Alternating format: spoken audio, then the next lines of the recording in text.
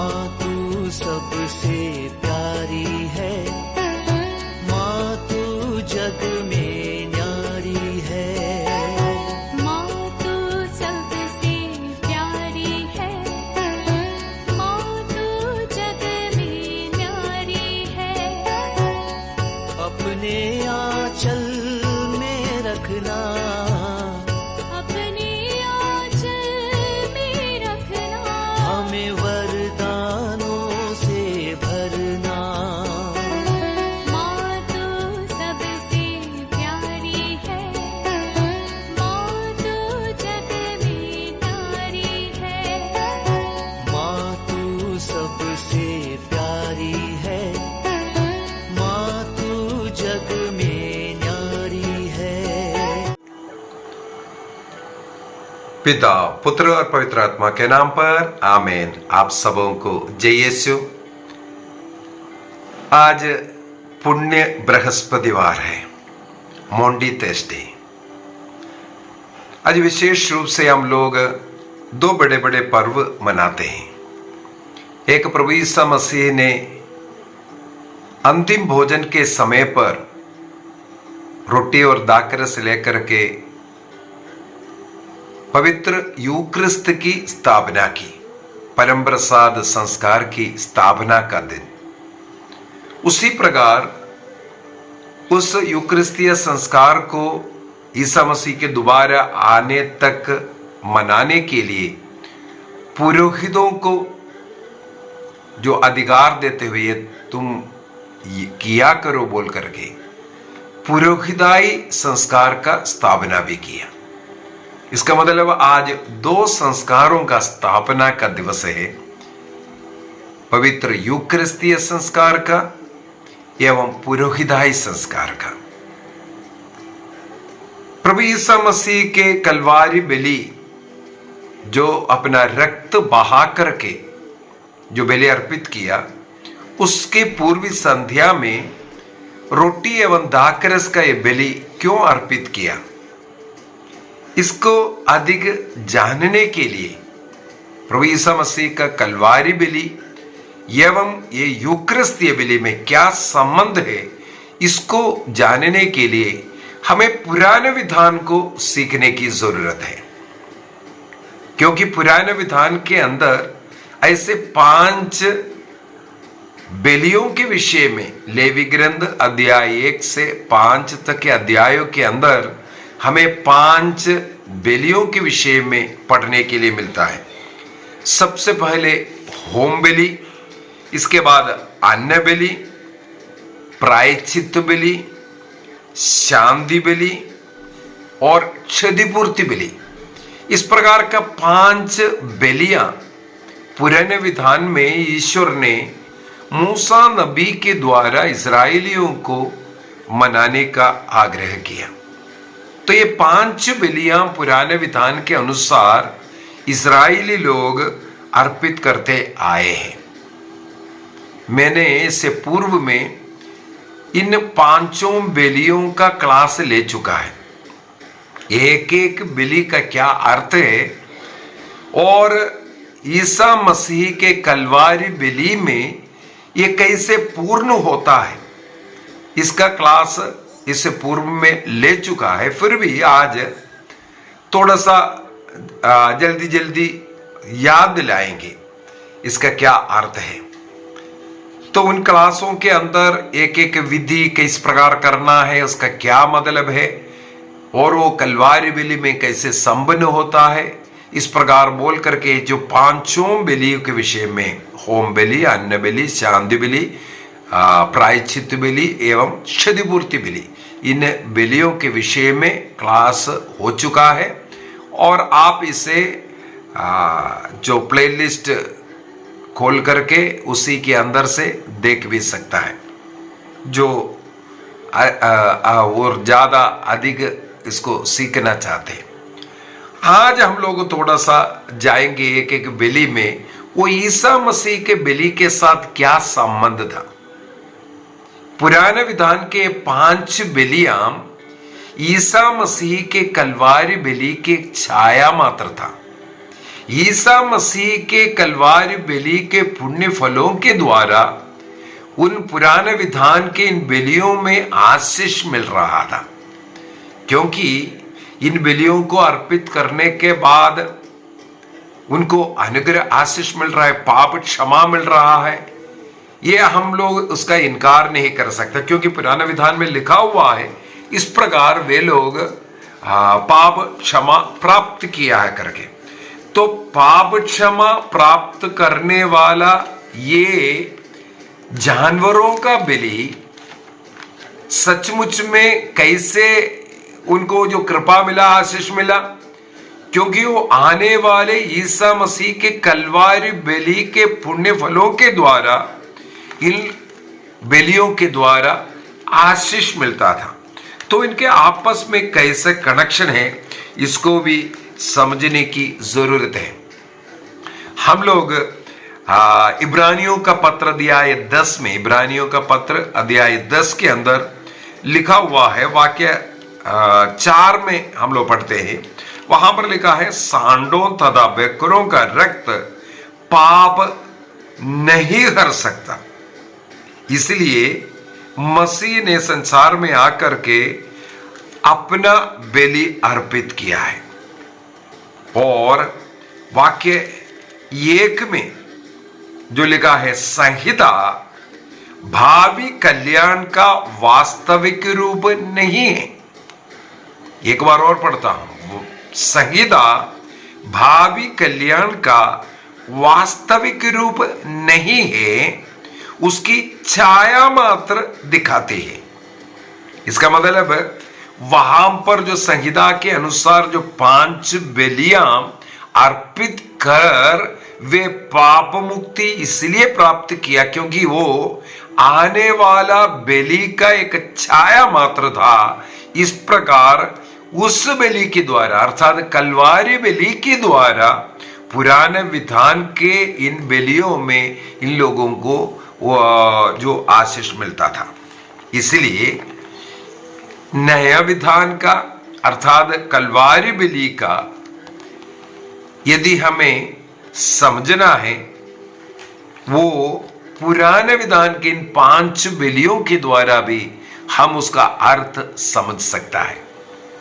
ईसा मसीह के कलवारी बलि वहां पर पुराने विधान के अंदर हम लोगों को दिखना चाहिए, तभी तो उन लोग बलि अर्पित कर रहा है, उन्हें आशीष मिल रहा है, पाप क्षमा मिल रहा है, क्योंकि ईसा मसीह के कलवारी बलि के द्वारा। इसलिए मैं थोड़ा सा एक एक बलि में जाकर के वो ईसा मसीह के बलि में कैसे संबंध होता है, और आज जो पास्का पर्व का, जो मोंडी तेस्ले का जो पर्व मना रहा है, इसका इस बलि के साथ क्या संबंध है, ये सब आज हम लोग इस क्लास के द्वारा सीखेंगे।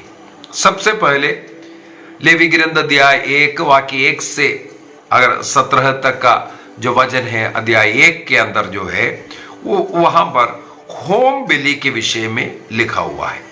होम बलि का हमें मालूम है, कुछ नियम है होम बलि जो लोग अर्पित करता है।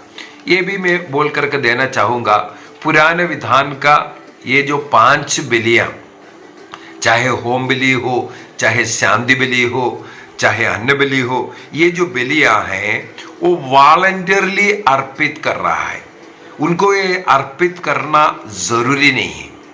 लेकिन जो पाप क्षमा मिलने के लिए जो प्रायश्चित बलि अर्पित करता है या क्षतिपूर्ति बलि अर्पित करता है, ये वॉलंटियरली नहीं, ये इन लोगों को करना जरूरी है। विशेषकर हमें मालूम है योम किपुर ऐसे एक दिन जो प्रायश्चित बलि अर्पित करने के लिए, इसका मतलब सबों को ये अर्पित करना अनिवार्य, वो अनिवार्य बलि कहते हैं उसको।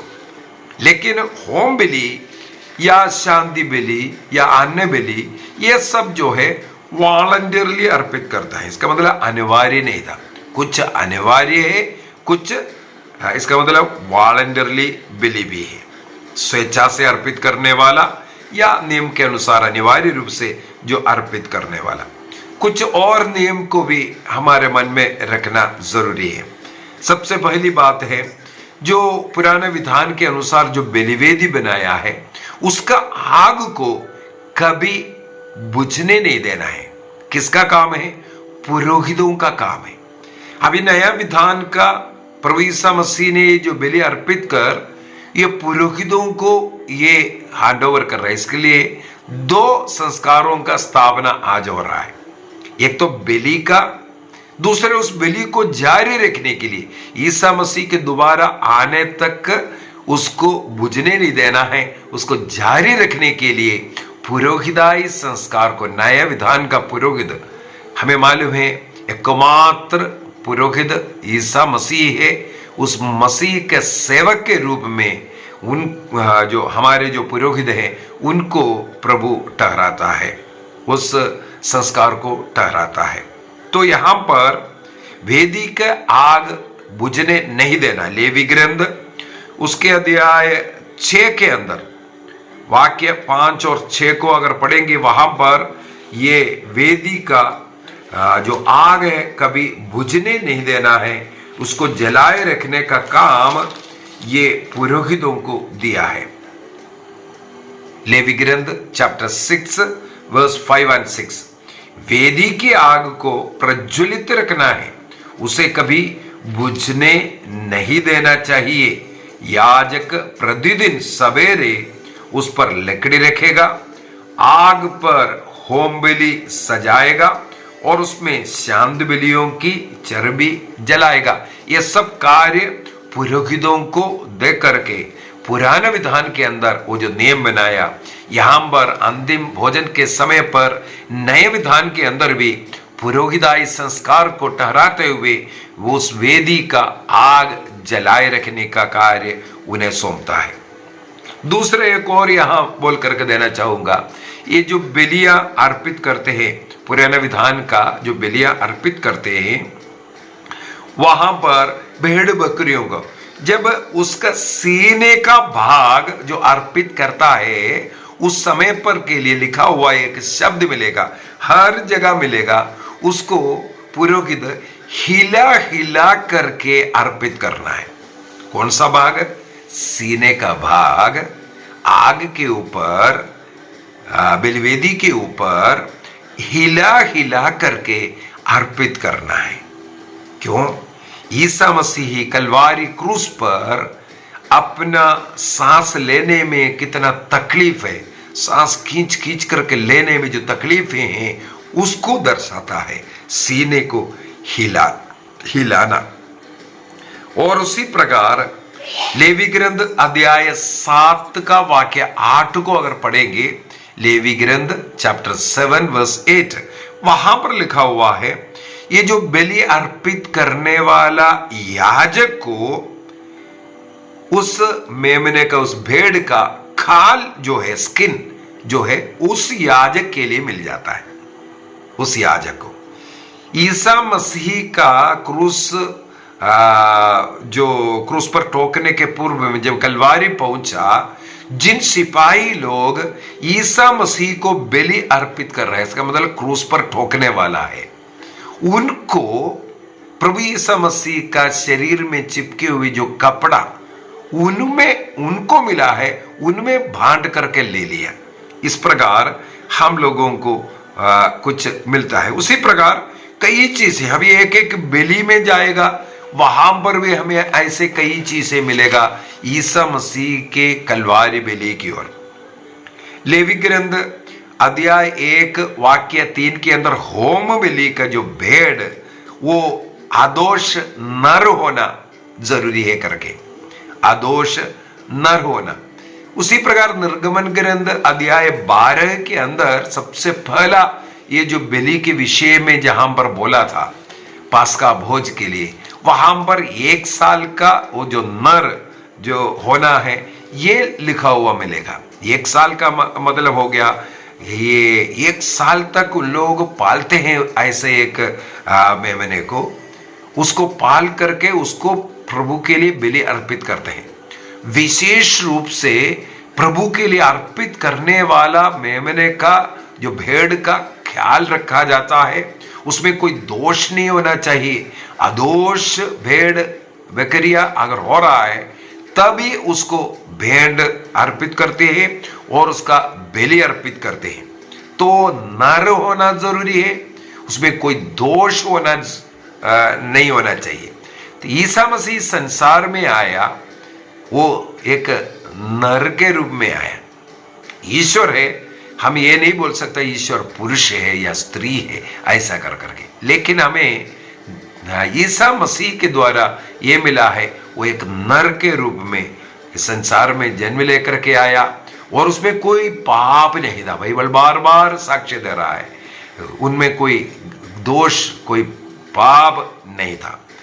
और वहां पर 1 साल का, इसका भी एक है, जैसे पुरोहित लोग है या ईसा मसीह स्वयं अविवाहित है, वो जो चास्टिटी को दिखाने के लिए ऐसा जो भेड़ को संभाल कर रखता है 1 साल तक, वो ऐसा कोई पाप में गिरा हुआ नहीं हो।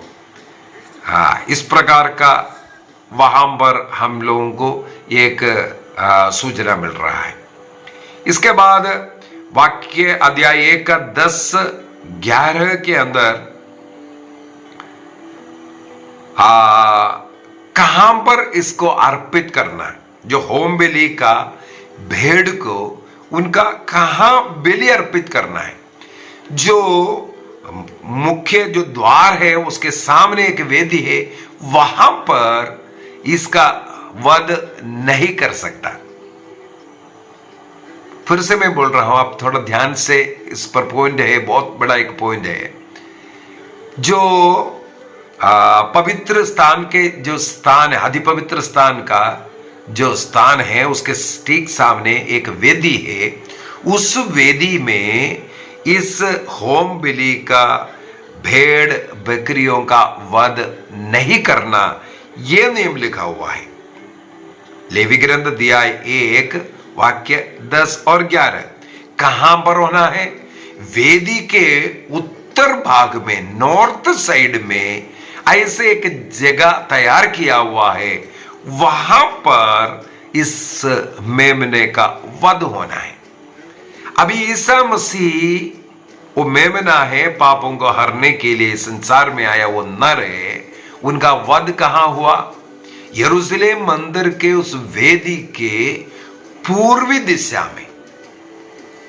दिशा में कलवारी है, जहां पर हमें मालूम है जो यरूशलेम है, यरूशलेम को हम लोग 4 भागों में विभाजित करता है। एक है क्रिश्चियन जो क्वार्टर्स है, वो जो क्रिश्चियन क्वार्टर जो है वो नॉर्थ साइड में है। यहां से जो मंदिर का जो बलिवेदी है उसका जो नॉर्थ साइड में अर्थात उत्तर साइड में वो स्थित है। वहां पर कलवारी में ईसा मसीह का मृत्यु होता है, क्रूस दंड होता है।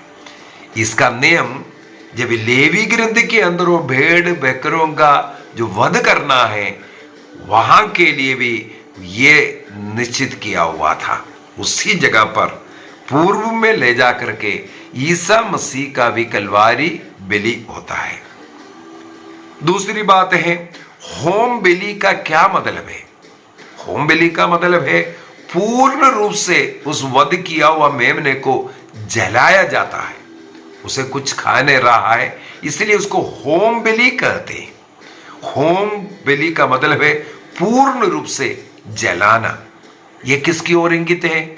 ईसा मसीह का मानव जाति के लिए पूर्ण समर्पण को दर्शाता है।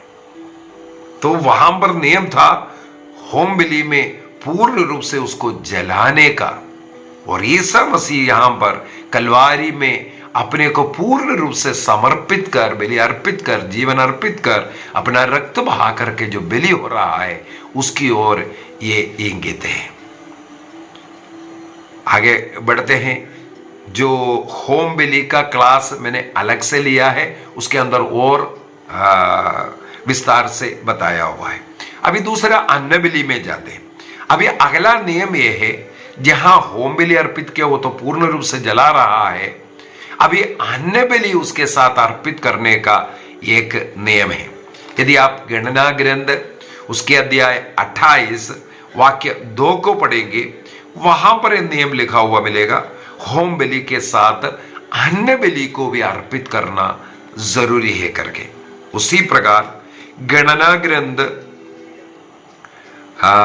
उसके अध्याय 15 नंबर्स चैप्टर 15 वाक्य 4 और 5 में भी ये लिखा हुआ मिलेगा। और साथ ही साथ अन्य बलि के साथ अर्थ अर्पित करना भी जरूरी है करके नियम है। अन्य बलि के साथ अर्थ अर्पित करना जरूरी, लेवी ग्रंथ में भी मिलेगा। लेवी ग्रंथ उसके अध्याय 23 वाक्य 13 में लिखा हुआ है, जब अन्य बलि के लिए आप मैदा लेकर के आता है, उस मैदे के साथ अंगूरी का अर्थ भी लेकर के आना। इसका मतलब है वहां पर मैदा लेकर के आना है, या आप रोटी भी लेकर के आ सकता है और उसके साथ अंगूरी भी लेकर के आना नियम है। अन्य बलि इसका मतलब है जब अर्पित करता है होम बलि के साथ, उसमें 3 चीजें मुख्यतः लेकर के आना है। क्या क्या है? एक तो मैदा या मैदे से बना हुआ तेल में बनाया हुआ पूरी हो सकता है या रोटी हो सकता है, और दूसरा है तेल मिला हुआ जो मैदा है, इसलिए तेल लाना जरूरी है, और तीसरा है लोबान लेकर के आना जरूरी है। तो अन्य बलि के लिए मैदा या रोटी हम बोल सकता है, और तेल होना है और लोबान होना है। रोटी के साथ ये तेल क्या मतलब है? वो है उसका अभिषेक का या पवित्र आत्मा का चिन्ह के रूप में, और लोबान ये एक सुगंध युक्त चढ़ावा है। इसमें वो जो तेल मिलाया हुआ मैदा अर्पित कर रहा है, और उस समय पर एक मुट्ठी भर लेकर के आग के अंदर उसको जलाता है, बाकी पुरोहितों का भोजन के रूप में। चाहे कितना भी लेकर के आया, मैदा या पूरी या तेल कुछ भी लेकर के आया, केवल तेल मिश्रित मुट्ठी भर आटे को निकाल करके आग में जलाने के लिए, और जितने भी लोबान लेके आया पूरे लोबान को उस आग में जलाया जाता है, होम बलि के साथ जलाया जाता है। यहां पर हम लोगों को यह सीखने के लिए मिलता है, सबसे पहले ये जो तेल है पवित्र आत्मा का, इसका मतलब है जो आप बलि अर्पित कर रहा है उसमें अभिषेक है और पवित्र आत्मा है। और लोबान के लिए ऐसा नियम और बनाया हुआ है, ये लोबान जो जला रहा है ये होम बलि का प्रतीक भी है। लोबान को जला रहा है, होम बलि का प्रतीक बन जाता है। तो कब कब है? लेवी ग्रंथ उसके अध्याय 23 वाक्य 11 को पढ़ेंगे, वहां पर प्रतिदिन के विषय में लिखा है। प्रतिदिन के अतिरिक्त में इतवार के दिन में, मतलब 6 दिन काम कर रहा है, इसके बाद जो विश्राम दिवस है उस विश्राम दिवस में विश्राम दिवस के बाद आने वाला दिन इसको अर्पित करना जरूरी है, अर्थात संडे के दिन इसको अर्पित करना जरूरी है। इसलिए नए विधान के अंदर हमें मालूम है इतवार और हुकुम पर्व के दिन मिस्सा बलिदान में जाना जरूरी है कर करके कानून बनाया है। पुराना विधान के अंदर मूसा नबी के द्वारा ईश्वर ने नियम दिया था, उस नियम के अनुसार है। और गणना ग्रंथ उसके अध्याय 28 वाक्य 1 में, गणना ग्रंथ अध्याय 28 वाक्य 1, दैनिक अर्थात डेली और विश्राम दिवस के दिन और उसके बाद आने वाले दिन में और अमावासी के पर्व में और अन्य कई ऐसे ऐसे पर्वों के दिन में इस प्रकार जो होम बलि और अन्न बलि अर्पित करते हैं। तो दैनिक मिस्सा बलिदान की ओर इसको इंगित करता है। तो रोज हम लोग मिस्सा बलिदान में भाग लेना, अर्पित करना, ये पुराने विधान से इसके लिए नियम नए विधान का छाया पुराने विधान में हम लोगों को दिखता है। और लेवी ग्रंथ अध्याय 24 का वाक्य 7 के अंदर जब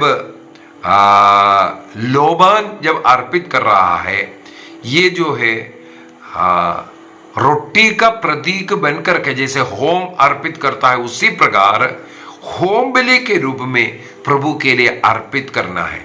वो रोटी का प्रतीक बन जाता है उस समय पर वो जो जलाते हुए, तो उस प्रतीक में पूर्ण समर्पण का बेली वहां पर भी हमें मिलता है। और अगला एक और नियम अन्न बलि के साथ जुड़ा हुआ लेवी ग्रंथ अध्याय 2 का वाक्य 11, इसको भी ध्यान देने वाली बात है। 11 से अगर 13 तक पढ़ करके जाएं, वहां पर हमें इसके विषय में मिलता है। सबसे पहले वाक्य 11 में लिखा हुआ है, जब कभी ये जो बलि अर्पित करता है उसमें 2 चीज नहीं मिलाना चाहिए। तेल मिलाना है, उसके साथ लोबान लेकर के आना है, ये सब होना है। और 2 चीज वहां नहीं मिलना है, वो है खमीर और मधु। खमीर और मधु पाप का प्रतीक है। इसका मतलब पाप के साथ अर्पित नहीं करना है बलि अर्पित करने के पूर्व में। इसलिए हमें पाप स्वीकार करते हुए हमें सुगंध युक्त बलि अर्पित करना है, सुगंध युक्त बलि। आगे हम लोग प्रायश्चित बलि एवं क्षतिपूर्ति बलि के विषय में पढ़ते हैं। उसके अंदर लोबान नहीं मिलाता है, क्योंकि वो प्रभु को प्रिय नहीं है, क्योंकि उसमें पाप है। पाप जहां मिला हुआ है वहां पर प्रायश्चित बलि हो रहा है, क्षतिपूर्ति बलि हो रहा है। उस समय पर ये जो लोबान या कोई और सुगंध उसके साथ नहीं मिलाता है, क्योंकि वो प्रभु को प्रिय नहीं है। इस कारण अभी प्रभु के लिए सुगंध युक्त बलि के रूप में जब आप होम बलि अर्पित करते हो, उसके साथ अन्न बलि अर्पित करना जरूरी है। और अन्न बलि में मैदा के साथ अंगूरी लेकर के आना जरूरी है। यह किसकी ओर इंगित करता है? पवित्र यूकरिस्तीय बलि के अंदर हम लोग रोटी और दाखरस को लेके आता है। देखो यहां पर अन्न बलि में ये रोटी और दाखरस अर्पित करने के विषय में, और उसके अंदर पाप नहीं होना है, इसका है प्रतीक है। खमीर और मधु नहीं मिलाना चाहिए, लेकिन एक और चीज मिलाना है। वाक्य 13 के अंदर लिखा है नमक जरूर उसमें मिलाना है। नमक किस चीज का प्रतीक है? नमक स्वाद देने वाला, अर्थात तो फ्रेंडशिप का प्रतीक के रूप में। और मुझे पढ़ने के लिए मिला है ये नमक का जो मेल्टिंग पॉइंट, अन्य कोई भी वस्तु है उससे बढ़ करके नमक को तेल के अंदर पता नहीं घंटों आप मिलाते रहो, हिलाते रहो, वो उसमें घुल नहीं मिलेगा। उसका मेल्टिंग पॉइंट सबसे ज्यादा है। इसका ये भी मतलब है वो सहन शक्ति को दिखाता है। ईसा मसीह कलवारी क्रूस पर कितना सहन किया, इसको भी दर्शाता है ये इसके अंदर नमक डाल करके। दूसरा, ईसा मसीह क्यों मरा, संसार में आया? योहन का सुसमाचार 3:16 के अंदर हम लोग पढ़ते हैं ईश्वर ने इतना अधिक प्यार किया, उस प्यार को दर्शाता है। अनब्रेकेबल लव कहते हैं, वो एक कॉन्टैक्ट है। मानव जाति को इतना अधिक प्यार किया, अपने इकलौते पुत्र को अर्पित किया ईसा मसीह, और क्रूस पर से अपना प्रेम का प्रमाण देने वाला उस प्रेम का चिन्ह वो बलि को दिखाता है, ये नमक। अनब्रेकेबल कॉन्टैक्ट ऑफ लॉर्ड, प्यार का कभी वो खत्म नहीं होगा, कम नहीं होगा, इस प्रकार। और जो है मानव जाति के लिए सहन करने वाला, चाहे कितना भी आग, कितना भी कष्ट, कितना भी निंदा, कितना अपमान, उसको सहन करने वाला, चुपचाप सहन करने वाला मसीह का वो प्यार का प्रतीक नमक को डालना जरूरी है। इस प्रकार अन्न बलि का नियम, ये सब हमें नए विधान का मिस्सा बलिदान में या कालवरी बलि के अंदर हम लोगों को वो पाते हैं। अभी तीसरा शांति बलि। शांति बलि हमें मालूम है ईसा मसीह ने अपने क्रूस के द्वारा यहूदी और गैर यहूदियों के बीच के जो शत्रुता का दीवार को गिराया और हम पापी ईश्वर से दूर हुआ। क्रूस मृत्यु के द्वारा हम पापियों को ईश्वर के साथ मेल कराने वाला वो शांति बलि, मिस्सा बलिदान का ये मेल मिलाप, वो बलि अर्पित करते हुए हम लोग ईश्वर के साथ मेल करता है। और शांति बलि का अगला एक और नियम ऐसा है, जो बलि अर्पित करने वाला व्यक्ति है, अन्यथा जो अर्पित करने वाला कोई भी आइटम है, चाहे भेड़ बकरी हो या अन्न बलि हो, उसको कौन खाता है?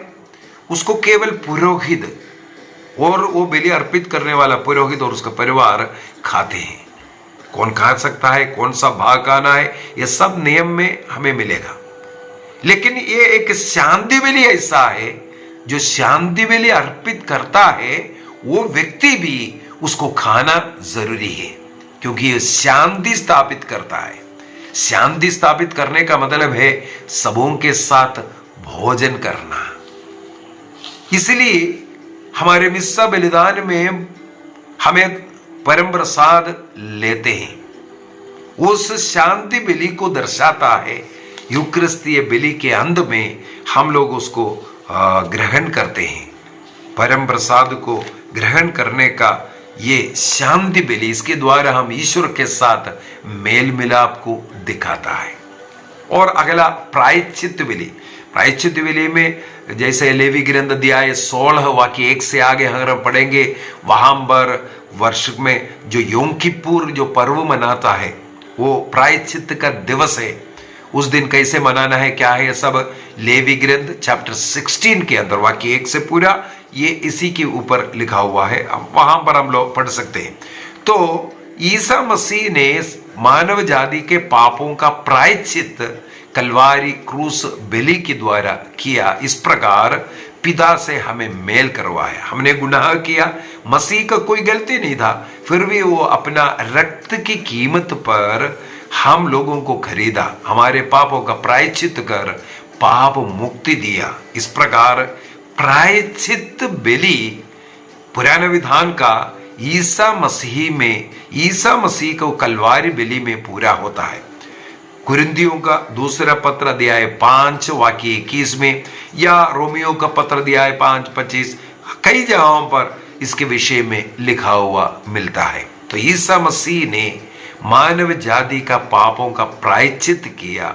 उसको पुराने विधान के अंदर मेमने के ऊपर हमारा पापों को स्वीकार करते हैं। जैसे योम किप्पुर पर्व मनाने के लिए 2 मेमनों को, भेड़ों को लेके आना जरूरी है।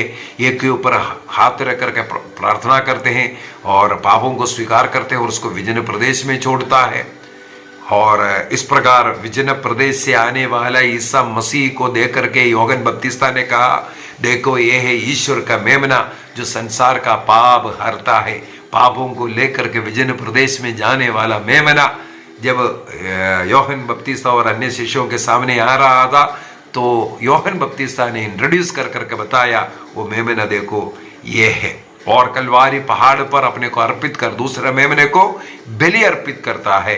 पाप के प्रायश्चित के रूप में मसीह ने अपने को अर्पित कर अपना रक्त के द्वारा मानव जाति का पाप का मुक्ति दिया। इसके बाद क्षतिपूर्ति बलि भी है, 5वां जो पुराना विधान का क्षतिपूर्ति बलि। वो बलि हमें मालूम है लेवी ग्रंथ उसके अध्याय 5 वाक्य अगर 2 से 4 तक पढ़े और 16, वहां पर सब लिखा हुआ एक वचन है। ये जो क्षतिपूर्ति बलि अर्पित करने के पूर्व में जिस व्यक्ति को भी हमने नुकसान पहुंचाया, उस नुकसान को पहले पूरा करना जरूरी है। पाप स्वीकार का 5 चरण मैंने बोल करके दिया। 5वां चरण में प्रायश्चित करने के विषय में बताया था, अर्थात क्षतिपूर्ति करना। हमने किसी को कोई नुकसान पहुंचाया, या वचन के द्वारा हो या आर्थिक रूप से, किसी भी प्रकार हम लोगों ने उनका मान सम्मान का किसी भी प्रकार हमने क्षति पहुंचाया है, उसको पूर्ति करना जरूरी है। पुराना विधान के अंदर, लेवी ग्रंथ के अंदर हमें यही पढ़ने के लिए मिलता है। वो जो क्षति कितना, अभी 100 रुपया है, उसका 5वां भाग और जोड़ करके क्षतिपूर्ति करना चाहिए। उसी प्रकार गणना ग्रंथ अध्याय 5 का वाक्य 7 में भी ये नियम लिखा हुआ है, जब क्षतिपूर्ति बलि अर्पित करना है उसे पूर्व में 5वां भाग को जोड़ करके क्षतिपूर्ति करना। सखी उसने अपनी आधी संपत्ति गरीबों को देने के विषय में, और जिन्होंने जो गलती किया उसका 4 गुना लौटाने के विषय में वो ऐलान किया। तब ईसा मसीह ने लूकस का सुसमाचार अध्याय 19 वाक्य 9 में प्रभु कहते हैं, आज इस घर में मुक्ति का आगमन हुआ। अर्थात ईसा मसीह ने क्या किया, हमारे पापों का क्षतिपूर्ति किया अपने रक्त की कीमत पर। मत्ती का सुसमाचार उसके अध्याय 20 वाक्य 28 में, मैथ्यू चैप्टर 20 वर्स 28 के अंदर ईसा मसीह ने कहा, मानव पुत्र सेवा करवाने नहीं बल्कि करने, और मानव जाति के जो पाप का कारण जो नुकसान पहुंचा उसका क्षतिपूर्ति करने के लिए रैंसम लिखा हुआ मिलेगा, जो क्षतिपूर्ति करने के लिए। और स्तोत्र ग्रंथ अध्याय 49 वाक्य 8 और 9 के अंदर यही क्षतिपूर्ति के विषय में लिखा हुआ मिलेगा। तो क्षतिपूर्ति तिमोथी का पत्र, पहला पत्र, तिमोथी का पहला पत्र अध्याय 2 वाक्य 6 में भी मसीह हमारे लिए रैंसम अर्थात क्षतिपूर्ति किया, अपने को अर्पित किया, यह सब हमें पढ़ने के लिए मिलता है। स्तोत्र ग्रंथ के अंदर कौन मनुष्य किसी और के लिए रैंसम कर सकता है? कितना भी कीमत पैसा लाखों करोड़ों दे, लेकिन पाप का वो प्रायश्चित क्षतिपूर्ति नहीं कर सकता, किसी का आत्मा का कीमत नहीं दे पाएगा। वो सब देने के लिए मसीह आया। इसका मतलब मसीह का कलवारी बलि में ये हम लोग पाते हैं। और ईसा मसीह ने अपने कलवारी बलि के पूर्वी संध्या पर रोटी और दाखरस ला करके, जैसे यहाँ पर हम लोग अन्न बलि में पढ़ा था, उसी प्रकार मसीह ने ये यूक्रिस्तीय बलि को अर्पित किया। वो कलवारी बलि का ही पूर्णता है। कलवारी बलि रक्त बहाकर के बलि था, वो हम लोग नहीं कर सकता, इसलिए करने से भी फायदा नहीं है। इसलिए ईसा मसीह ने हमें जो रक्त रहित बलि ईसा मसीह के दोबारा आने तक अर्पित करना जरूरी है। उस बलि के द्वारा वो जो कलवारी बलि की कृपा मिलेगा, इसलिए उस बलि को अर्पित करने के लिए कहा। जैसे पुराने विधान में ईसा मसीह के आने के अनेकों हजारों वर्ष पूर्व में पुराने विधान में 5 बलियों के द्वारा उन्हें जो कृपा मिला था, आज ईसा मसीह के कलवारी बलि के द्वारा हमारे दैनिक मिस्सा बलिदान में उसी कलवारी बलि का कृपा अनुग्रह आशीष मिलता है। इसलिए आइए हम अपनी आंखें बंद करें। आज हमारे पुरोहितों का, पुरोहिताई का और अपने बिशप के साथ एक्चुअली क्रिसम मास आज होता है। अपने बिशप के साथ जुड़ करके मिसा अर्पित करना और अपने मन्नत को दोहराना, पुरोहिताई का जो मन्नतें हैं उसको दोहराने का दिन है। लेकिन सभी धर्म प्रांत के अंदर एक सप्ताह पहले ही ये करता है, क्योंकि सभी पुरोहितों को अपने पल्लियों में आज के विधि के लिए मौजूद होना जरूरी है। इस कारण और आज पुरोहितों का वो पर्व है, हम अपने पुरोहितों के लिए भी प्रार्थना करें और उस महापुरोहित मसीह से जुड़े रहकर कलीसिया की सेवा करने, बलि अर्पित करने और हमें उस बलि में भाग लेकर, जैसे शांति बलि में उस रोटी को, उस बलि वस्तु को ग्रहण करना जरूरी है। उसी प्रकार मिस्सा बलिदान में योग्य रीति से भाग लेते हुए प्रभु का शरीर और रक्त को ग्रहण कर आनंद जीवन का योग्य बनने का निर्णय करें। प्रभु को धन्यवाद दें। और जितने भी क्रिस्तीय लोग हैं, बपतिस्मा प्राप्त व्यक्ति, उनके लिए नियम है पास्का काल में योग्य रीति से परम प्रसाद को ग्रहण करना। विशेष रूप में आज का दिन एक अच्छा पाप स्वीकार कर योग्य रीति से सबों के साथ मेल मिलाप में रहकर अच्छा वस्त्र धारण कर और 1 घंटे का उपवास कर, किसी के साथ मनमुटाव नहीं, सबों के साथ मेल मिलाप में रहकर हमें इस परम प्रसाद को ग्रहण करना है। निर्णय कीजिए। प्रभु हम सबों को अनुग्रह दे, आशीष दे। पिता, पुत्र और पवित्र आत्मा के नाम पर आमीन। आप सबों को जय यीशु।